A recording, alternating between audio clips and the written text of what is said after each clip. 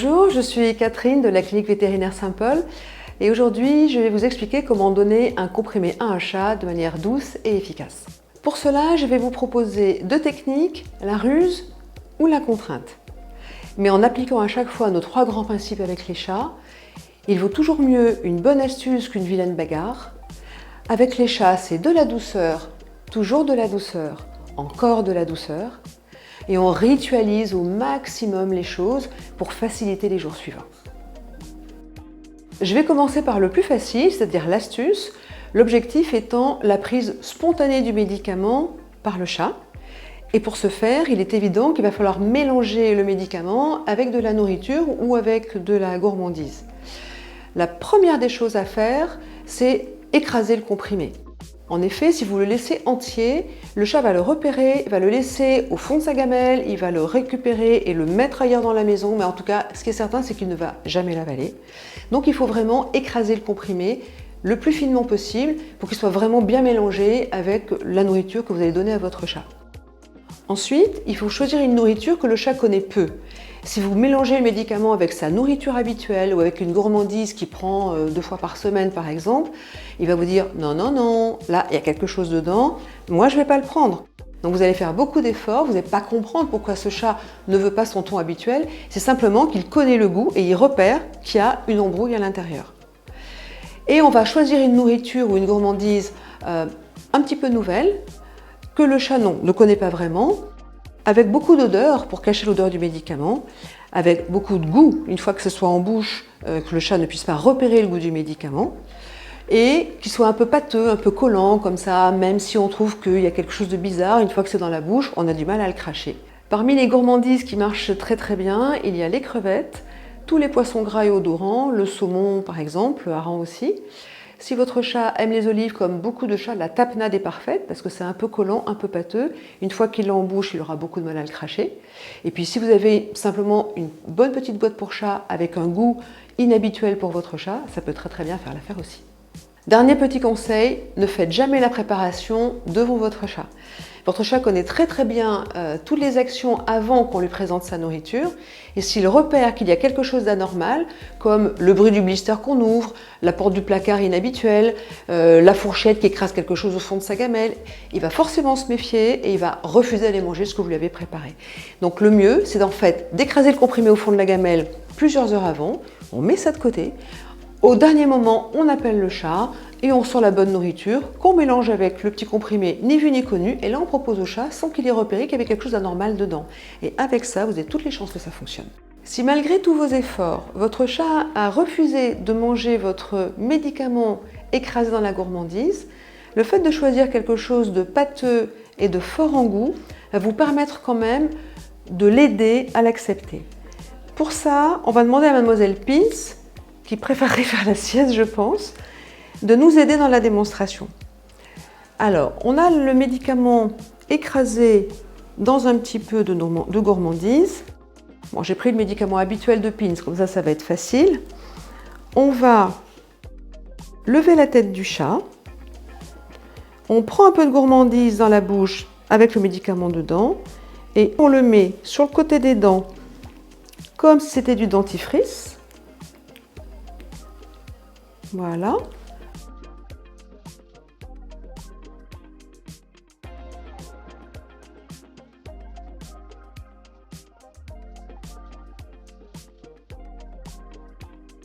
Alors, la première technique, la plus facile aussi, du médicament mélangé avec la nourriture, ça c'est fait.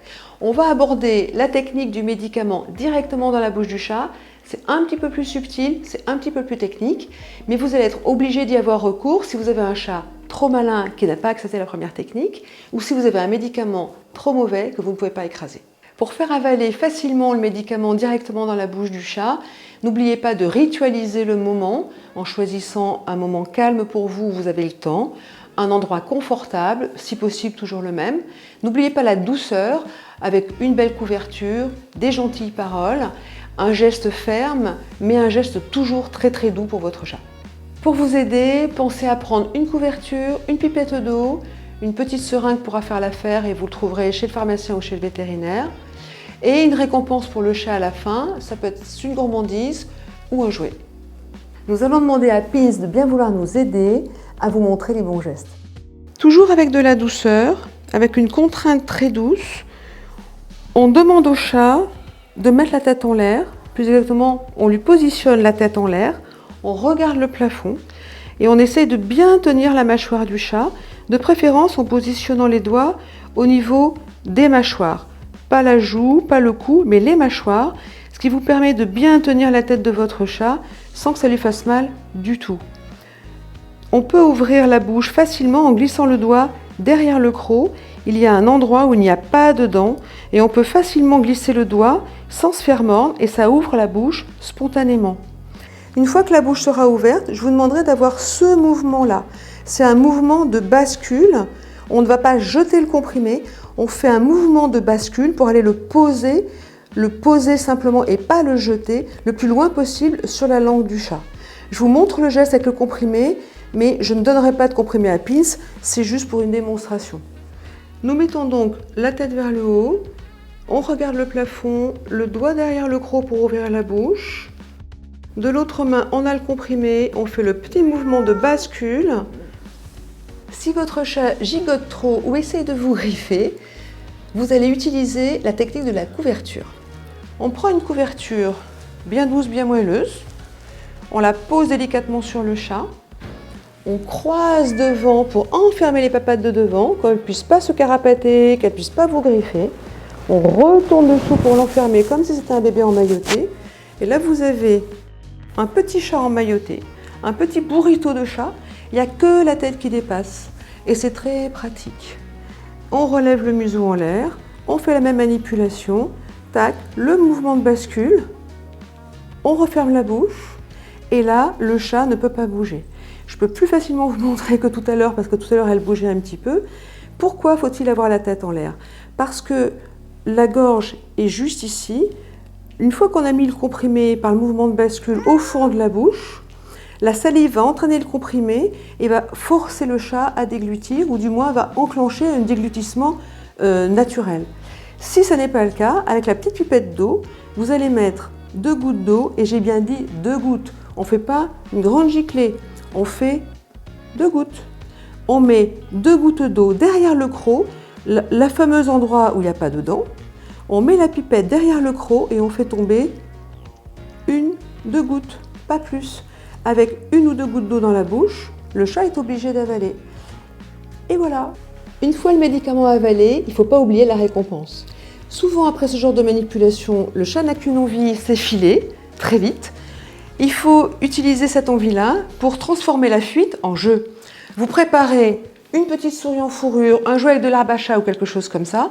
Et si dès que vous le lâchez, votre chat veut s'en aller, vous lancez le jouet et vous transformez ce mouvement de fuite en mouvement de jeu, en moment de jeu, et vous relancez le jeu pour que juste à la fin de la contrainte, on ait quand même le plaisir dans la tête du chat par le jeu. Et si on a un chat qui reste sagement sur la table, comme a envie de faire Pins visiblement avec nous, et je la remercie très très fort, peut-être qu'elle sait qu'elle aura des gourmandises. Donc, si votre chat a accepté le médicament, mais est encore sur la table avec vous tout gentiment, ben là, il a droit à sa vraie récompense, une récompense dont il est fan. Ça, c'est des petites boulettes au thon. C'est du thon lyophilisé. Je vous conseille ce genre de gourmandise pour chat, de viande séchée ou de poisson uniquement lyophilisé, parce que c'est extrêmement sain. Et ce genre de choses est très appétant et peut vous servir très facilement. Et voilà, on remercie Pins. La démonstration est terminée, j'espère qu'on vous aura été utile, mais surtout n'oubliez pas, avec un chat, c'est de la douceur, toujours de la douceur, encore de la douceur. Et on met dans sa gamelle sans que le chat voie qu'il y avait déjà quelque chose au fond, et là ça risque très très fort de marcher. Merde.